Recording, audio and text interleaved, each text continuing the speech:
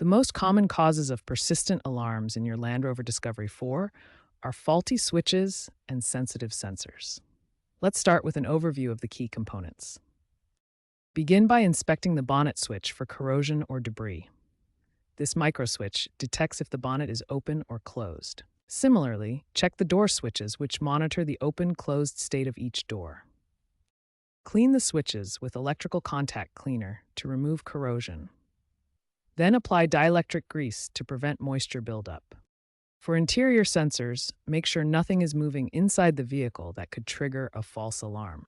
These sensors detect motion using passive infrared technology. For a quick reset, disconnect the car battery for 10 to 15 minutes.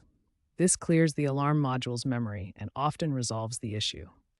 Always check these basics first before attempting more complex solutions. If the alarm persists, you might need advanced diagnostics. Land Rover now offers updated diagnostic software, accessible via their app or dealerships, to pinpoint faulty switches. Consider replacing problematic switches, especially the bonnet switch, as Jaguar Land Rover has issued recalls for this issue.